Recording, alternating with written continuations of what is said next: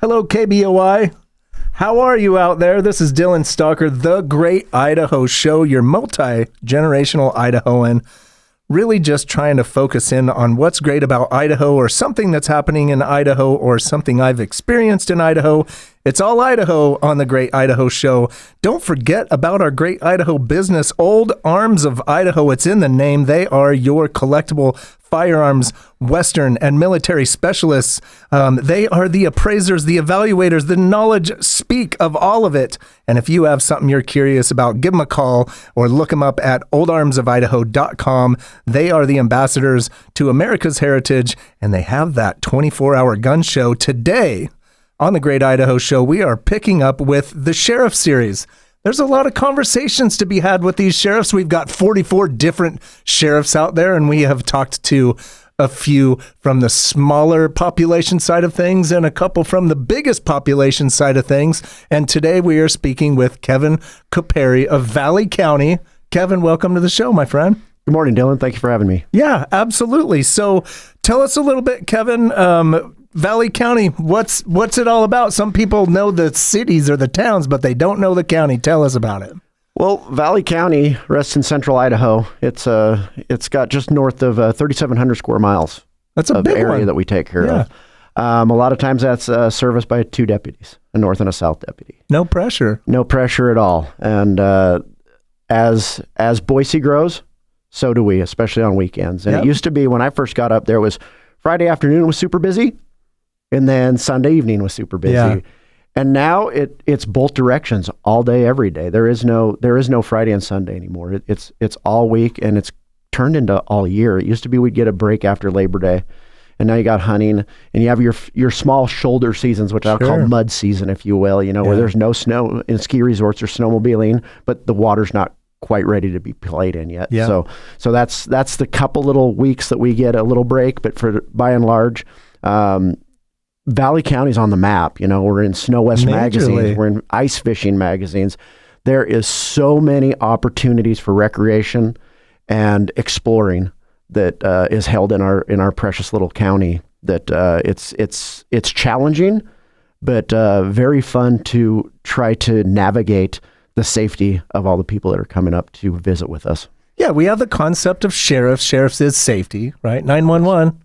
We also got to store the bad fellows and the bad girls out there in the jails and things like that. That's a obligation of a sheriff. Clarify for me. You have a jail up there, don't you? We do have a jail. You got to manage a jail. There's a lot of risk in the jail. I have a great respect for anybody responsible for that.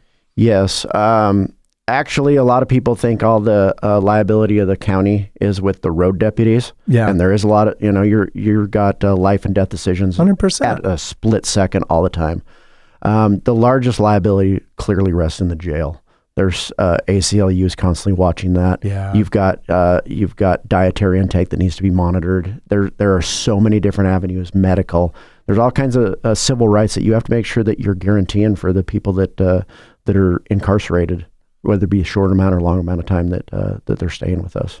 So let's clarify something, because we're down here in Boise, whatever you want to call it, wherever you're from.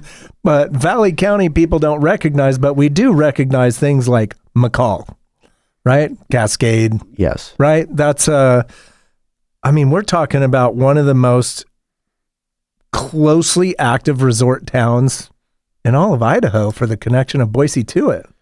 Absolutely. We are one of the most visited places in Idaho. Yeah. Like I said earlier, we have so much to offer. We have so many lakes. We have so many trails. We have so much wide open forest. We're home of the big part of the Frank Church Wilderness. It's amazing. We have so many opportunities, whether it be hunting, fishing. You got short range, you got archery going right now. You're already seeing an influx of people doing that.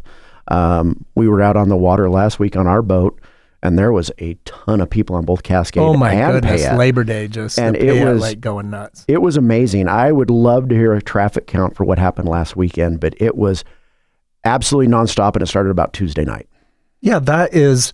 So I grew up in a resort town. I grew up in Haley, Idaho. You got Ketchum, Haley, Sun Valley, and there's a lot of stuff going on in there too. But we're within 2-hour shot essentially of the most populated area in all of Boise. And these roads, These are skinny little roads for all those people, and you're having to make sure that people are, I don't know, hopefully driving nice out there. That's got to be a tough one. You know, by and large, the several thousand people that travel that road daily, by and large, most of them are pretty good. Yeah. But you always have that rotten apple that just sours the whole darn barrel. And I know that you spoke to my colleague, Scott Turner, just south of us in Boise County. 100%. And he, as I know, the trials and tribulations that come with that on any given day, that highway was never designed for what it's having to take on a daily basis. Sure. I think you and I spoke on the phone a few weeks ago, and we were talking how, you know, when I was in high school, I graduated Boise High School in 1991. And I remember we had a 19-foot Bayliner, and we didn't want to go up to McCall just because of the overheating issues with vehicles going over Horseshoe Bend Hill and everything. And now you have these trucks that are 500, 550 horsepower, and they'll drag a boat up there like nobody's business, leave alone a camp trailer and everything else. So we've become more nomadic. People are traveling more. It's no big deal to go to McCall and bring your boat or camper for a weekend, where that used to be something you thought about not that many years ago. Yeah. And so our roadways were designed for old Idaho amount of traffic. And now all of a sudden we have all these visitors in, and we've been discovered. You're not putting that genie back in the bottle, so we're going to have to figure out what to do with it. Highway 55 has a hard time because you got a river on one side and a mountain on the other. It's not just as easy as paving a couple more lanes and saying, now we've opened it up a little bit. And I think that's going to be something ITD is going to really have to look at, because the tourism isn't going away. The opportunities aren't going away. The snowmobiling is not going away. All of it's there. And we're going to have to figure out how to get the people as safely as possible there. Quit having these crashes that are closing our highway for 5, 6, 7 hours while they're being taken care of. Yeah. I mean, so it's like usually legislation happens over death, right? Okay, we're going to put in a crosswalk here now that finally a kid got ran over. And it's like, at what point does that look at that seriously when we already have an injury on the ground, or a multiple injuries on the ground, and then somebody else loses their life while waiting in line because we can't figure out how to make a bypass in that challenging corridor. Exactly. And I don't think that's a one-dimensional idea. I think it's going to take law enforcement, and that's one thing I wish that when ITD makes some of the recommendations is that they talk to law enforcement, medics, everybody who else is out there on those roads that have to get somewhere. Because the other thing that a lot of people I don't think about is when we have a road closed for several hours, now we have a backup of miles. Oh my goodness. And then another emergency kicks off. Yep. And we're supposed to get down there with lights and sirens and everything else. And everybody says, well, it's fine because the road's closed, so you don't have to worry about people coming, in our case, northbound, if we're going south. Yeah. But people get tired of waiting in line and they'll turn around. Yeah. So all of a sudden you have those blind corners and everything. So it's a compounding danger. As the time comes up, there's just compounding amounts of danger for first responders as well as citizens. So we got about 2 minutes here. I'll throw a thought at you. You've got former Senator Larry Craig out there saying, just pave away north of Emmett all the way up into here and make another road. I'm not as familiar with that, by the way, but I know I heard it on the Nate Shellman Show right here on 670 AM, 93.1 FM. What do you think about that? You know, again, like I said, I think it's gonna take a bunch of heads getting together. And I don't think we want to just slapstick something together. I think we're going to have to look at it. We're going to have to look at long term, because 20 years ago, we didn't see Valley County being what it is right now. My goodness, yeah. And so what's it going to look like in the next 20 years? And I think the big secret of that is what's Boise going to look like in the next 20 years? Because Boise is the artery that feeds us. Well, my personal view that the tax incentives are for new people to come here. And it's like they're just coming here in droves. And some of that new construction, the House Bill 389, I know that's a subject. I don't know what your opinion is of that. Do you have any thoughts about House Bill 389? It's a touchy subject. Yeah, you can see both sides. Yeah. And I think a different counties with different sizes of populace and visitors think differently on it. Yeah, I agree. How do you say, I'm like, less tax, right? I'm like, I just built something new, right? I'm all about that. And I'm wondering, how do we get to a tax system that rewards the legacy. If you're going to be here for a long time, we protect you. But if you're going to be coming in here and you're here for about 5 minutes and then you're out pulling profit off of everything, I personally think that should get taxed heavier. The House Bill 389 is a conflict of interest because it's putting the safety and the security, but at the same time, who wants to pay the tax? Well, it should be a type of capital gains, if you will. Yeah. If you're going to plant some roots and make something and try to help solve the problems, I think that's different than somebody coming in and trying to do a quick flip and make a few bucks and then they're on the next bus out. There's a lot of bus drivers out there. This is Dylan Stalker, The Great Idaho Show.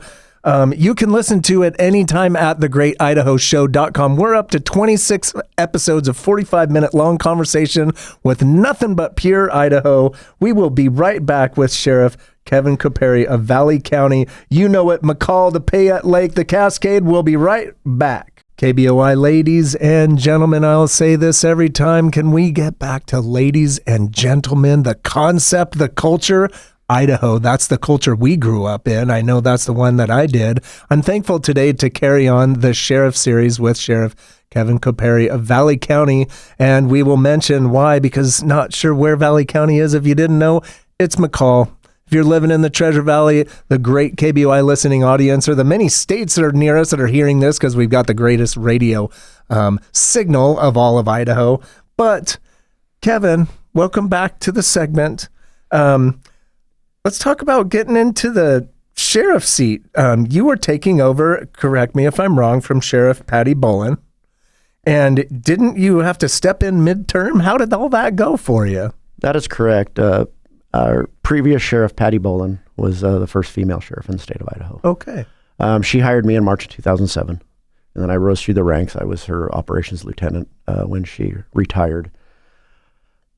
When she decided to retire, she kind of looked at me and said, I think you should put in for this. I think you have the tools that it takes to do it. And I'll be honest with you, I didn't even know it was a goal of mine.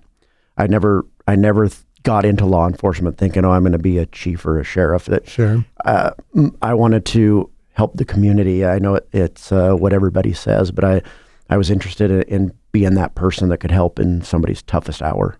For some, it's the truth, though, and that's I think it's okay to say, because it is something that a lot say. But our smaller communities, I think that most of the sheriffs they aren't doing it for fame or money. That's for sure. No, and if that's what they're there for, they need to be weeded out and get somebody in there. And I guess the way I kind of put my soul to rest on that is, if I'm leading the agency, then I'm leading the ones that are out there and are making a difference day in and day out. And I put that on all of. I put dispatch, I put civil, I put records, and the jail, Marine, all of them in that bucket.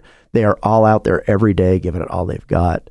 I can tell you from being on the road, the things those people see and the things they have to digest, is it breaks your heart. It breaks your heart because they carry it with them all the time. And I think it's a big deal that we as administrators start looking at that and going, why do police officers, why do first responders have such high suicide rates? Yeah. Why do they have such a high divorce rate? And maybe it's up to us to look at some of that and say, what can we change? I mean, there's some dynamics we're not going to change. Somebody has to be there on Christmas. Somebody has to be there on the overnight shift. Somebody's got to be there on birthdays. And so we can't mitigate all those things that come along, but I think it is upon us to try to find out what we can do and try to correct and maybe lower that curve a little bit. And I think that's the new way I'm trying to help is guide our men and women into a safer and more robust lifestyle and have that work-life balance, if you will. That it's not just being a police officer. You've got to put that down at a point. If you just carry that all the time, you'll burn out and you'll never forget some of the stuff you see. You've got to temper that with your personal life and family and friends and things that you enjoy. It's hard for me because we have so many different concepts of policing, right? You got big city policing where maybe you've got some drugs and gang interaction, and when you see somebody frankly shot or injured or a crime of that kind of crime that you're having to deal with, that's one thing. It's another when you might have a car full of shiny, happy people that are just trying to go on a vacation and have a a boo-boo, an accident, and you see a child with a great injury, or worst case, I hope to ever that happen, that's got to be such a tremendous burden when it wasn't involving just people that are bad. These are just a lot of good people getting themselves into rough scenarios. Especially in a destination community like we have. Yeah. That's what we see a lot. There's just that innocent family that was in the wrong place at the wrong time. Yeah.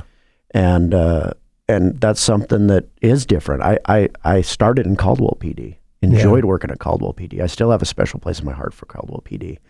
And I'll tell you, Dylan, when I moved to Valley County in 2007, it wasn't 6 months later, I was actually asking my wife, I'm like, I have to decide, do I want to police like I did in Caldwell, or do I want to be more of a peace officer like at the county? And I thought about that. I honestly thought about that for a couple of days, and then I decided I think I want to be the peace officer. I want to be the county guy. And I'm so blessed to be where I'm at. The amount of people that come and say thank you for your service. Yeah. That come and say, hey, we see you guys out there. Thank you for what you do. The amount of thank yous I get for how well deputies treated somebody at one of those crash scenes, how they honestly saw their heart cared about them. Sure. And I think that is where a small county sheriff's office can shine, because we're leading the community by being a part of the community. And somebody has to have the guardrails, right? Somebody has got to make sure that we're operating within societal norms. And I think that that is a very big portion of the sheriff's job, is to make sure that they know where my office is, know that my office is open. And during my campaign, a lot of people probably thought it was a little corny. I said, by the time I'm done, it would be my pride and joy if people started referring to as our sheriff's office, not the sheriff's office.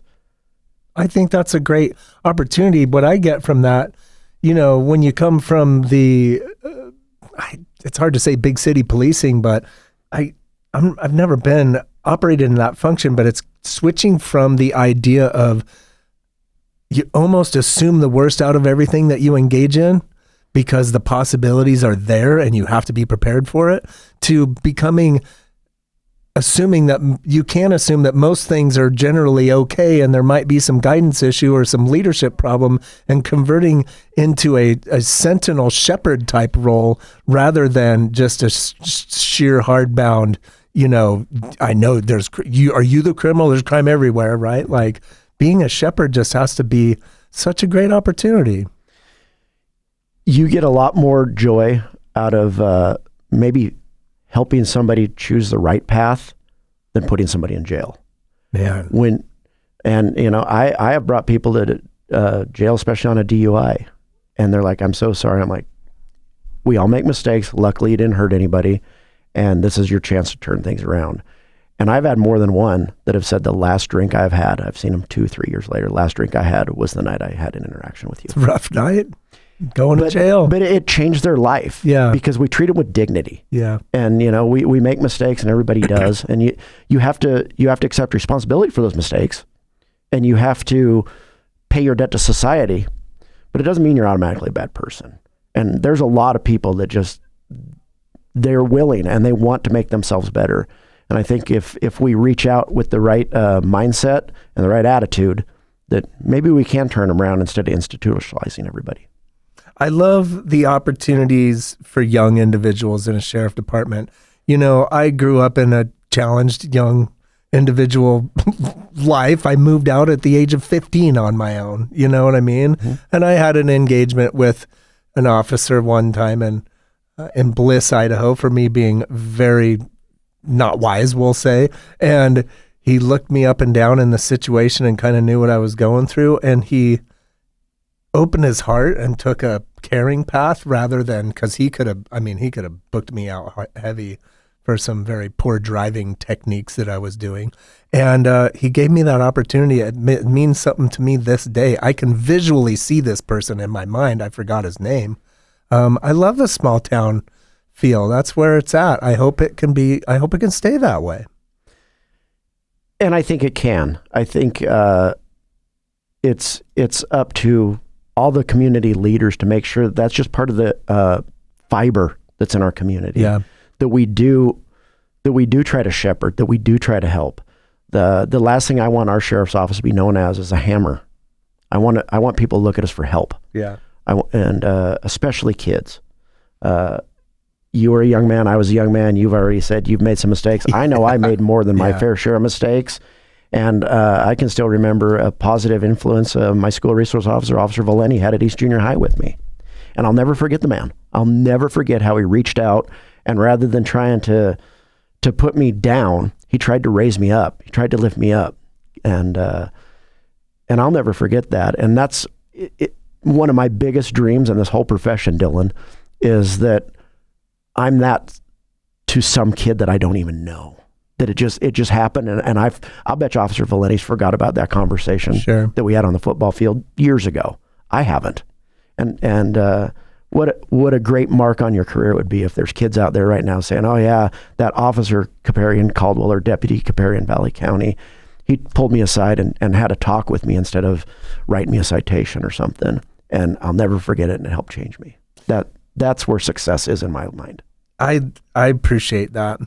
This is the Great Idaho Show. I don't have to really do much. It's laying around all over the place, folks. Just get out there and experience, but do try to remember, if you're coming from a different culture, that you have walls that are built upon you. You already assume that people here in Idaho are the way that they were where you used to be, and you're thankful to be here, but those walls are limiting you by the fact that you're assuming that whatever's happening is what it is. I get some thoughts about, one thing that every sheriff has told me of one thing. It's like, if we could just talk to our neighbor first. You've got a lot of money up there in McCall. How's the sheriff scenario with the higher livers and people talking property boundaries and all that stuff? We got about a minute left. Okay. And I don't know that it has anything to do with your socioeconomic stance in life or where you're at this particular moment. There's just humans. And I see it South County and North County alike. And I was surprised when I moved up there, the amount of people who were complaining, "Oh, he dumped snow on my property." And I was like, okay, well, have you talked to him? Well, no, that's your job. And I said, is that a real good way to start your neighborly relationship? No. Is the first thing you do is call the cops, go to Tim the Toolman Taylor, have a cup of coffee, look over the fence at each other, and try to figure each other out and become friends and work on things together. And don't look for the government to fix everything right away. That's not what Idaho's built on. And I think that the people that are moving here, it's not their fault, right? They're here for a reason, but you still come holding on to those memories. Let's get back to, ladies and gentlemen, let's get back to talking to our neighbor. This is the Great Idaho Show. Do not forget the greatest sponsor of all time, Old Arms of Idaho, your firearms, Western, and military specialist. We will be right back. KBOI, welcome back. 670 AM, 93.1 FM. This is, again, Dylan Stalker, your multi-generational Idahoan, in love with Idaho, in love with radio. So thankful that the great station of KBOI given me a home here to talk about things that are great of Idaho. And I have been working on the Sheriff series, talking to every sheriff in all of Idaho. Today we're talking to Valley County Sheriff Kevin Copperi. We've been talking in previous sections just about some policing thoughts and how we do this and what's a positive way to do it. I think Kevin puts off a great aspect for that. If you're just tuning in, just know you can go back and listen to it at all times at thegreatidahoshow.com. Kevin, let's step into some of the community and the challenges of just the office itself. You said yourself, what is it, 39,000 square miles or something like that of Valley County? What is it? Just north 3,700 square miles. Oh, 3,700. Sorry, yes. I got a little zealous there. I threw some zeros down. I need some more deputies. But you need some more. You got 2 deputies. And, for folks that are living in the cities and things like that, when somebody is right up next to that county boundary and there's not a police force anywhere else, and there's a 911 scenario, you're responsible for these people. Imagine McCall, Payette, Cascade, hiking, snow machines, motorcycles, firearms, everything you can think of. And not only are you worried about what's happening in town and speeders and all that, but what's your makeup? What are your challenges these days? Our challenge is manpower and housing. The amount of people that we've hired that say, "Oh yeah, I'm going to come on," and then they find out what housing is up there and say, "I can't do it. I just can't do it." Yeah. And so that's a major roadblock. And I think that the way Idaho's grown, I'm not alone in that. I think a lot of counties and cities are in that same boat where real estate has just outpaced wages. Yeah. With that being said, as I talked earlier, we've got Frank Church, we've got a ton of wilderness, we got a lot of backcountry, we got trails, we got mountain lakes, snowmobiling, all that involved. And so we have a very involved search and rescue team. Valley County Search and Rescue does a very good job for us. Our chief deputy is very involved in that. And we can get called at any time. Now you have these spot locators, you got all this stuff that now people can communicate with us from in the backcountry, where it used to be we'd find out either when somebody got back or Monday or something like that. And now I understand that some of the cell phone companies are starting to get Starlink onto them. Mm-hmm. And I look back when I first got into law enforcement and cell phones were kind of in their infancy. We didn't have all the traffic complaints and everything. Now all of a sudden everybody calls. They didn't want to stop at a payphone, but they'll call and say, hey, somebody just passed me on a double yellow. So you have that uptick. And now this is going to happen in the backcountry with camping and everything else. And so the response times are, well, there's times that it can be several hours for us, even if we left right now to get to the other end of our county. It could take several hours. And knowledge is liability, right? Absolutely. Somebody calls you up and says that this person did something crazy, and you've got 3, 4, 5, 6, 7 different calls going on, and you're like, we're going to let that one go because we got to go to, and then something bad happens, and you're on the hook for that. And everything on the valley floor doesn't stop happening just because something kicks off. A plane crash in the backcountry. We have a lot of plane crashes because we have a lot of backcountry runways. Yeah. Sometimes we have to get a helicopter to get us into them. Yeah.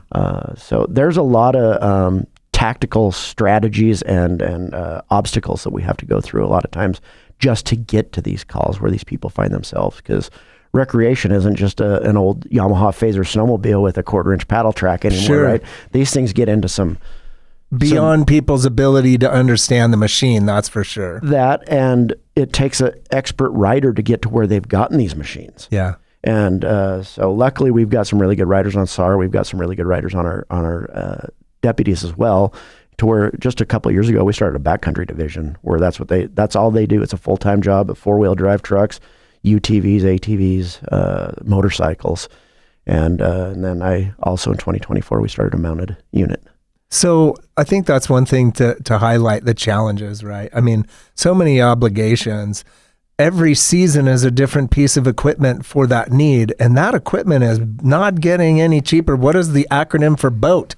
Bust out another 1,000. Yes, thank you. High fives to that one. We're in sync, ladies and gentlemen.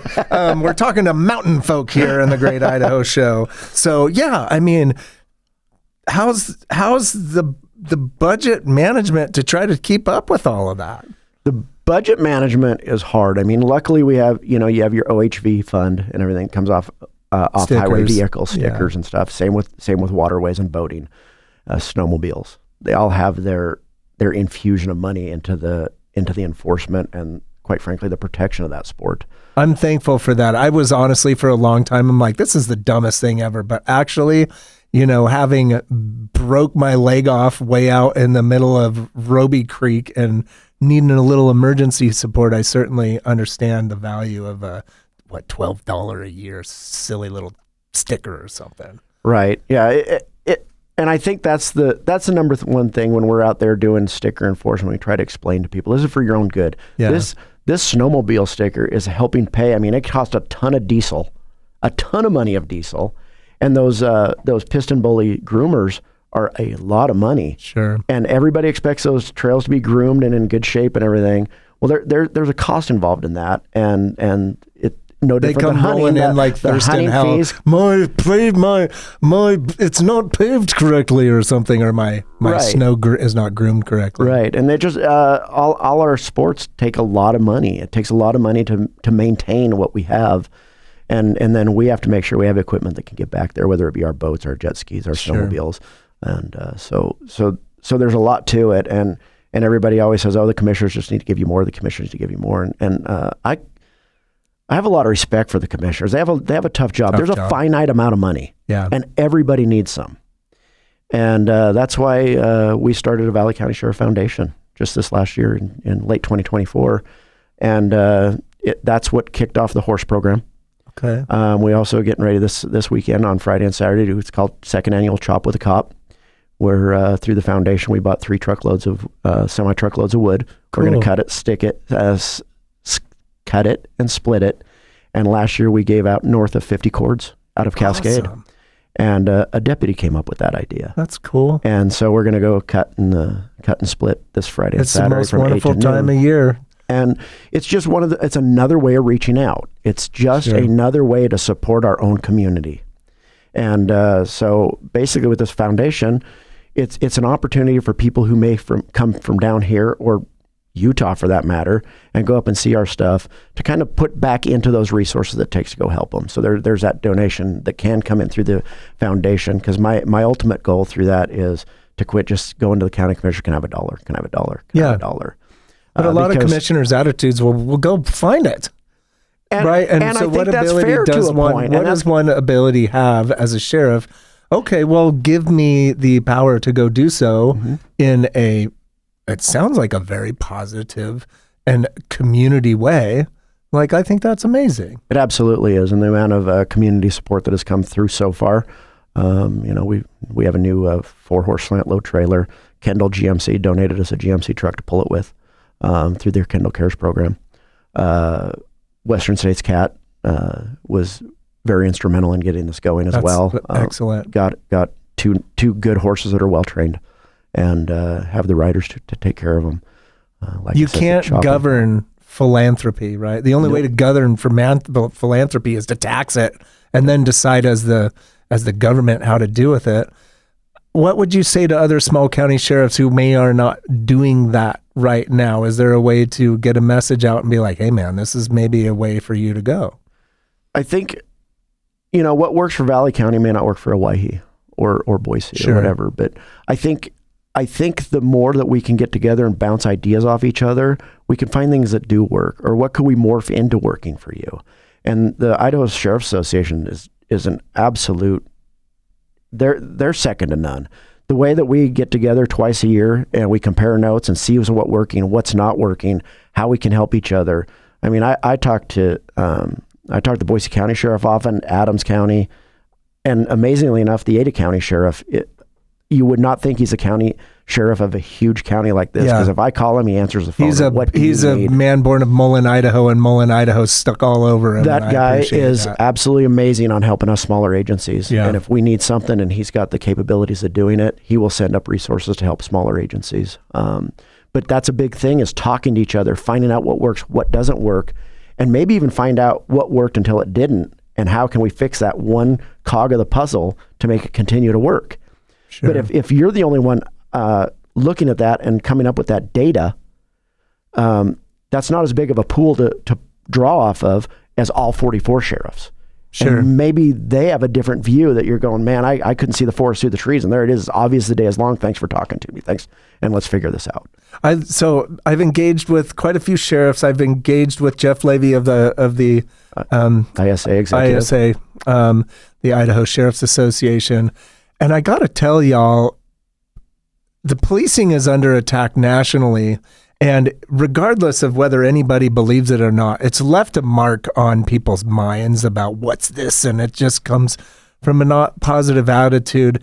At least here in Idaho, I can tell you, maybe there's some bad apples in every bunch, and there is things that are happening, but, these folks are really just trying to administer the law in the most positive way with all the challenges possible. And the Idaho Sheriff's Association, Jeff, I actually speak to in a couple of weeks, and hopefully hear his over-leaning perspective as it relates to all sheriffs in all counties with all the different challenges. I love to hear the way that y'all are working together to just be like, man, the money's not there. We got to figure it out. It is. And you're right. Right, wrong, or indifferent. Police have taken a black eye in the last several years. Yeah. It's affected recruiting.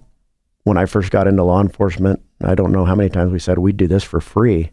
That's like the classroom. I want to be a fireman. I want to be a police officer. Not anymore. It was a calling. And now all of a sudden it's harder to get them there. And for a lot of police officers, it's become a job and not a calling and a career. Yeah, that's a problem. And that's hard. That's hard. There's still some of them.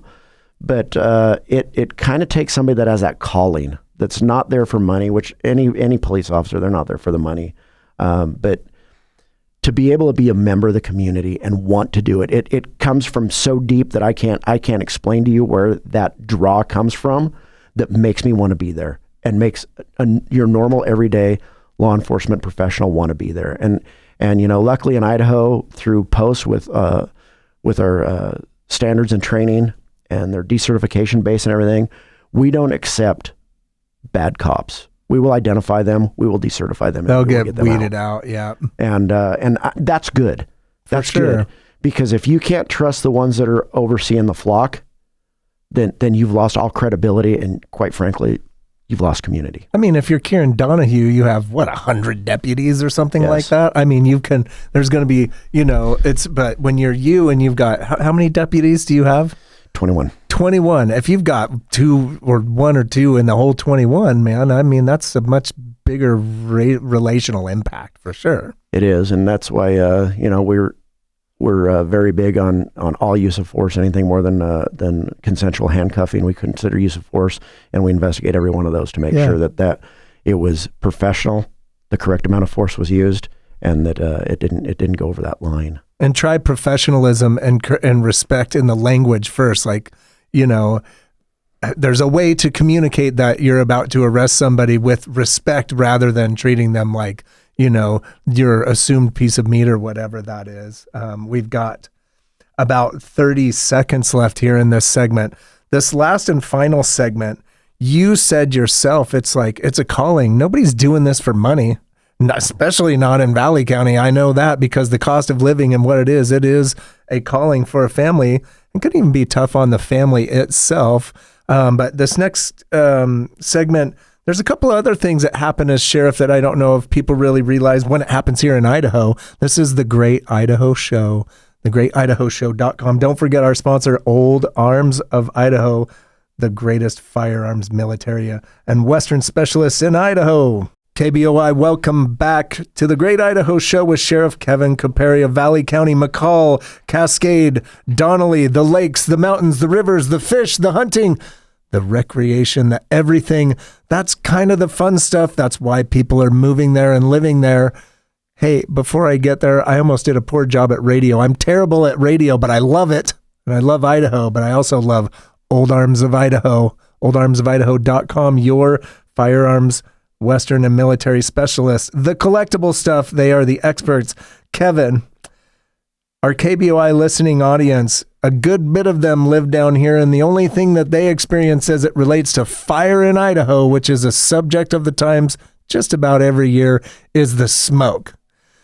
I don't know if people really realize what your job role as sheriff is when something like that is rolling through something close to your community. It's huge. The sheriff is actually tasked with evacuation orders. Yeah. And so I was just asked by this just last week when I was reducing orders on the rock fire. Turning it down, yeah. And people said, well, how do you make those decisions? Because I'm a cop, not a firefighter, right? I understand when somebody does something wrong, when to arrest them, I understand those laws, but fire behavior. So what do? You get yourself and you surround yourself with people who do understand it. Because to me, it's just like anything else. It's a data-driven approach. Sure. I want to talk to the meteorologist that's assigned to the fire, because every fire has a meteorologist that's assigned to it. They have a fire behavior expert that's assigned to it. And they have a commander that has been doing this for just absolute years, and they know fire behavior, and they can give me data points that say, hey, the chances of it going past this line, and then we have this backup line. But if it gets to this line right here, I'd suggest we probably do something, either with that be ready or set or go. And I always try to temper that with, I understand uprooting people from their house, having to move animals, having to do everything that you have to think of, including worrying about that fire and what's going to happen to your place, the security of your place when you're not there. The last thing I want to do is start yo-yoing people. And what I mean by that is saying, okay, you got to go. Oh, the fire stopped for a minute, so let's go ahead and go back. And then 2 days later to do the same thing. For sure. That's just hard on people. And so I try to surround myself with enough professionals that can give me really, really good information. And that way I can make a data-driven approach and make a decision off of data instead of just a gut feeling. because I want to be able to back it up. And I don't want to lose sight of how hard it is for families to have to possibly leave their home. And I know that you were up last year. I had to evacuate last year myself. And burnt and lost structures and everything. So I've been there. Yeah. It was a tough year last year. Yeah. And then when I saw this lightning taking off here in August above Tamarack, I'm like, oh, you got to be kidding me, because West Mountain went for 30, 40, 50 years without burning, and now out of 5 years, 4 of them it's burned. And it's right there. So there's a lot of people, a lot of things. Tamarack, that's a economic driver of Valley County. Sure. And that was there. And so just trying to make sure that you're making the correct decisions and don't lose your heart over that's my biggest thing. I always want to make sure that my heart's in the right place and that I understand what people are going through. And I don't discount that. You don't want to get so busy that you discount what everybody else is going through. Especially when you're in a community that it isn't just your home and your personal stuff. You might have somebody that has 15 horses that are sitting there, and it's like, holy smokes, all my food product is right here. Where am I going to take these? That's a community. Even the sheriff, I think, has a good hand in being like, hey, can you take this over to, Adam's house or Johnson's house or whoever that way? It's a big burden. It is. And, Valley County, luckily, it's still a big agricultural community as well. And when something like that happens, you'll start watching social media. You'll start watching bulletin boards at the grocery store and stuff like that. And, hey, if you're evacuating, you need a place to put so many head of cattle or so many horses or whatever, call me. And the way the community starts, emergencies make people stronger in a lot of cases. And the way they will surround each other and help each other and try to take some of that burden off while there's this dynamic situation that's rapidly evolving in some areas, like you saw last year. Super fast. When a fire decides to move, it's literally impossible to stop sometimes. All you can do is try to get out of the way. And so that's kind of where I'm at as the sheriff. I try to go to every one of the planning meetings. I go to all the co-op meetings just to make sure that I have the best available information up to the hour, because it's also up to me to be putting that out on Facebook or social media and everything to let people know what's going on. It is my obligation to communicate with the citizens and the visitors of what's going on and what they may be able to expect. Obviously, we can't second guess what fire's going to do. The other thing that we did get together to do after last year was we went ahead and got together with a fire working group, and we took all inhabited Valley County and assigned them an area. And that's going to stick. It's not just for a fire. It can be for snow event. It can be rock size mudslides. Yeah. So every single place, now people in Valley County are going to be able to go, okay, my cabin happens to be in West Mountain 2. Yeah. Or Bear Valley 1. You got a zone defense running now. And now you're going to be able to identify what area you're in. And so that's going to ring bells when you hear that, because that's no different than your address. That's your zone. And if there's an emergency, you know it. And we're not making them up. It's one of those stickers you put on the fridge. You're like, what zone are you in, right? And you're not having to remake that every time there's a new emergency. We figured, this is happening enough, and different things can happen. Natural disasters do happen. It can be flood, fire. It doesn't matter. Sure. And so we just decided that, I think that's going to help a lot.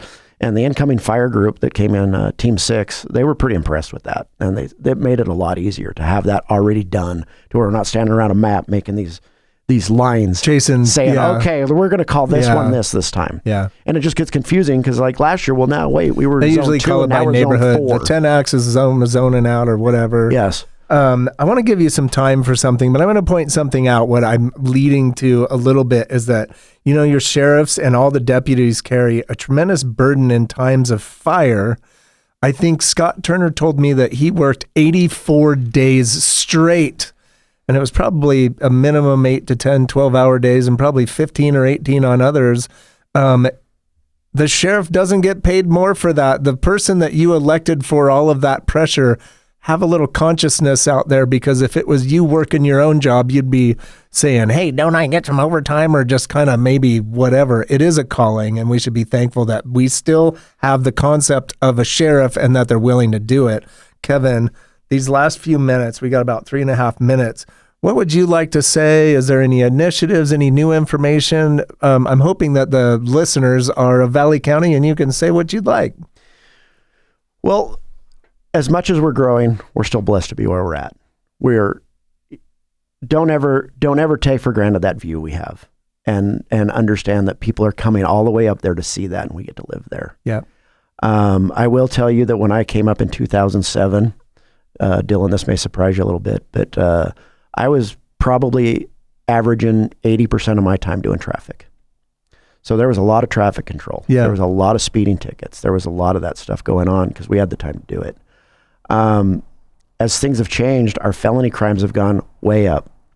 Our assaults on law enforcement have gone way up. No People kidding. pointing guns at our deputies. Are you serious? Absolutely, I'm serious. You're dumb enough to point a gun at a deputy anywhere in this world. Yes. We had a jail deputy just a little over a month ago get attacked with a box cutter knife in our jail that was literally a life and death fight. Wow. Things have changed. Growth and now all of a brings sudden, crime, period. when you're doing, we had 51 DUIs last year, 23 sex offenses. Our detectives with our major crimes, sex offenses and stuff, between 60 and 70% of their caseload originates from out of the county. Wow. Okay. So That's got to get into some bit of coordination out there. it's a huge amount of coordination. It's a huge amount of time for our two detectives to be going wherever the suspect or victim of the crime is to do follow-up on it. A lot of times we don't hear about it until Monday or Wednesday or whenever it is, and they call from somewhere else other than Valley County. And then we have to start the ball rolling. Well, evidence starts disappearing. Everything starts disappearing. And so with that comes less traffic control because as felonies come along, a DUI can be 5-6 hours of paperwork. Well, that's 5 or 6 hours you're dealing with that instead of being out slowing traffic down and everything. Yeah. And Valley County was very lucky, as was Boise County. 5% of your workforce is doing paperwork. To have deputies be able to be doing that all the time. And now it's a quality of life issue. And the amount of complaints we get on speed and traffic on roads, whether it be UTVs, ATVs, or vehicles, doesn't matter. I understand it, and I just hope that the people can understand that it's not because we don't want to be out there. We do want to be out there. Yeah. And when we can, we are. I mean, we wrote 1,251 infractions for 1,445 offenses last year. So we're But still you don't get paid for it, by the way. I think I remind people. the counties don't get It's paid. not to make money. I heard you speaking about that sorry, before. but it's like, what do we... but anyways, it's not a for-profit scenario, but it is costing the county money to make sure that these people are acting appropriately on these roads. It is, and we're glad to do it because I would rather spend a little bit of time educating somebody on the side of the road than picking up a fatality crash. Sure. Because I've picked up enough of those, and so have our guys, that starts compounding on your heart as time goes on. Sure. So we got... running up on 30 seconds. Kevin, I really appreciate you coming down to Boise to be in studio with me today. I think the sheriff conversation is very important. Go hear this again at thegreatidahoshow.com. We were just speaking to Sheriff Kevin Copperi of Valley County. That's McCall. That's one of our most busy places in Idaho for all the recreation. This is Dylan Stalker, The Great Idaho Show.